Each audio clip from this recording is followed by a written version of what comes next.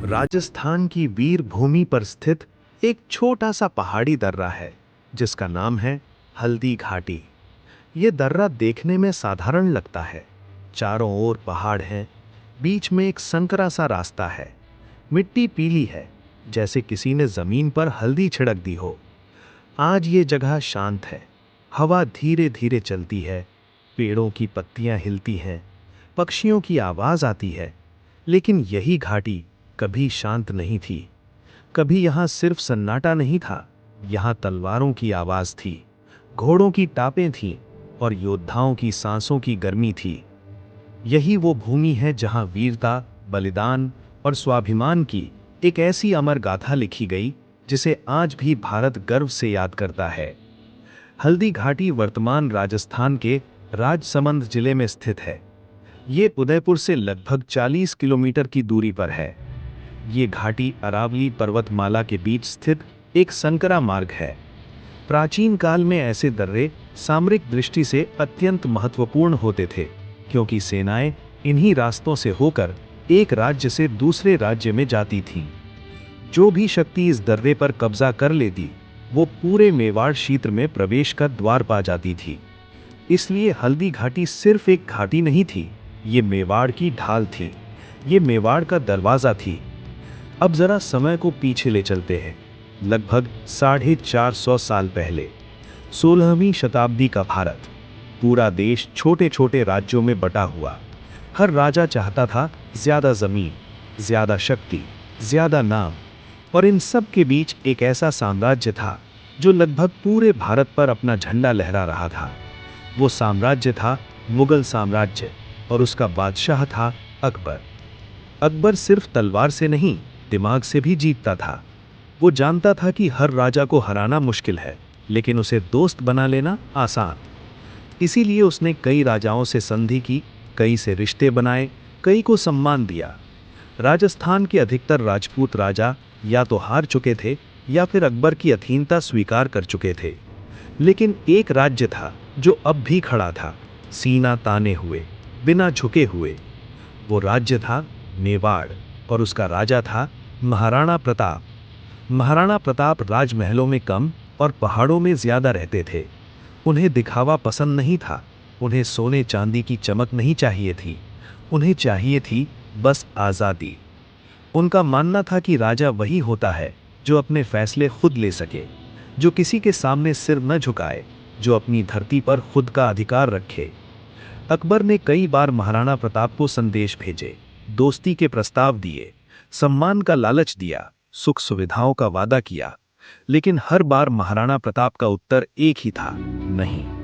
उन्होंने कहा, मैं बादशाह की छाया में राजा बनना नहीं चाहता, मैं खुले आसमान के नीचे स्वतंत्र रहना चाहता हूं। उनका मानना था कि पराधीन होकर जीने से बेहतर है सम्मान के साथ संघर्ष करना। आखिरकार अकबर को यह समझ आ गया कि महाराणा प्रताप शब्दों से नहीं मानेंगे। तब उसने निर्णय लिया कि अब मेवाड़ को बल प्रयोग से जीतना होगा। उसने अपनी विशाल सेना आमेर के राजा मान सिंह के नेतृत्व में भेजी। मुगल सेना, हजारों सैनिक, हाथी, घोड़े, तोपें, ढालें, भाले, और दूसरी ओर महाराणा प्रताप की सेना, संख्या में बहुत कम, संसाधन सीमित, भोजन तक पूरा नहीं। लेकिन उनके पास था एक चीज जो मुगलों के पास नहीं थी, स्वाभिमान। युद्ध के लिए जिस स्थान का चयन हुआ वो था हल्दी घाटी का संकरा दर्रा। महाराणा प्रताप जानते थे कि खुले मैदान में लड़ेंगे तो हार निश्चित है, लेकिन पहाड़ों के बीच संकरे रास्ते में कम सेना भी बड़ी सेना को रोक सकती है। और फिर आया इतिहास का वो दिन, 18 जून सन 1576, सुबह का समय, हल्की धूप, घाटी में अजीब सी खामोशी, मानो प्रकृति भी जानती हो कि आज कुछ बड़ा होने वाला है। फिर अचानक नगाड़ों की आवाज गूंजी, शंखनाद हुआ और युद्ध शुरू हो गया। एक ओर मुगल साम्राज्य की विशाल और सुसज्जित सेना, दूसरी ओर महाराणा प्रताप की छोटी लेकिन साहसी सेना।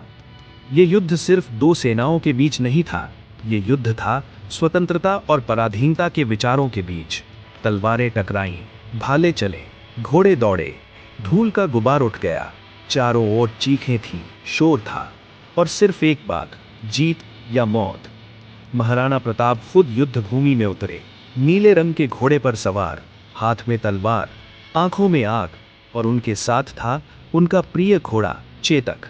चेतक कोई साधारण घोड़ा नहीं था, वो महाराणा प्रताप का साथी था। वो मालिक की हर बात समझता था। वो जानता था कब तेज दौड़ना है और कब रुकना है। युद्ध के दौरान एक भाला सीधे चेतक के पैर में लगा। खून बहने लगा, पैर टूट गया, शरीर घायल हो गया, लेकिन चेतक रुका नहीं। वो समझ गया था कि अगर आज वो रुक गया तो महाराणा प्रताप पकड़े जाएंगे और मेवाड़ की कहानी यहीं खत्म हो जाएगी। घायल हालत में भी चेतक ने आखिरी ताकत लगाई, महाराणा प्रताप को पीठ पर बिठाया और युद्ध भूमि से बाहर ले गया। हर कदम पर खून गिर रहा था, सांसें तेज थीं, आंखें थकी हुई थीं, लेकिन जब उसे लगा कि महाराणा प्रताप सुरक्षित हैं, तभी वो जमीन पर गिर पड़ा। महाराणा प्रताप नीचे उतरे, उसके सिर पर हाथ रखा और आंखों से आंसू निकल आए। चेतक ने आखिरी बार अपने स्वामी को देखा और हमेशा के लिए अपनी आंखें बंद कर लीं। युद्ध पूरे दिन चला, हजारों सैनिक मारे गए, किसी की मां ने बेटा खोया, किसी की पत्नी ने पति खोया, किसी के बच्चे अनाथ हो गए। युद्ध के अंत में मुगल सेना का रण क्षेत्र पर अधिकार रहा, लेकिन महाराणा प्रताप पकड़े नहीं गए। वे जंगलों की ओर चले गए और संघर्ष जारी रखा। अब उनका जीवन बदल गया था। अब न महल था, न सिंहासन, न सुविधाएं, सिर्फ जंगल, भूख, ठंड, बारिश। कभी उन्होंने घास की रोटियां खाईं, कभी पेड़ों के नीचे सोए, कभी बच्चों को भूखा सुलाया, लेकिन कभी नहीं कहा काश मैं झुक जाता, क्योंकि वे जानते थे ये दर्द गुलामी से बेहतर है। सालों तक संघर्ष चला। धीरे धीरे महाराणा प्रताप ने अपने कई किले फिर से जीत लिए। उन्होंने साबित कर दिया कि शरीर को हराया जा सकता है, लेकिन आत्मा को नहीं। मुगल जीत गए थे युद्ध में, लेकिन महाराणा प्रताप जीत गए थे इतिहास में। आज हल्दी घाटी एक शांत पर्यटन स्थल है। यहाँ महाराणा प्रताप और चेतक दोनों के स्मारक बने हैं। लोग यहाँ आते हैं, फोटो खींचते हैं, वीडियो बनाते हैं, लेकिन असली हल्दी घाटी पत्थरों में नहीं है, वो हमारी सोच में है। हल्दी घाटी हमें सिखाती है कि स्थान छोटा हो सकता है, पर इतिहास बहुत बड़ा होता है। शक्ति से अधिक महत्व आत्मसम्मान का होता है, और जो संघर्ष स्वतंत्रता के लिए किया जाए वो कभी व्यर्थ नहीं जाता। हल्दी घाटी केवल एक घाटी नहीं है, ये एक विचार है। एक ऐसा विचार जो हमें याद दिलाता है कि सच्ची विजय युद्ध जीतने में नहीं, बल्कि कभी न झुकने के साहस में होती है। महाराणा प्रताप का व्यक्तित्व आपको कैसा लगता है, कमेंट में जरूर बताइए। अगर वीडियो पसंद आए तो लाइक करें और चैनल को सब्सक्राइब करना न भूलें। धन्यवाद।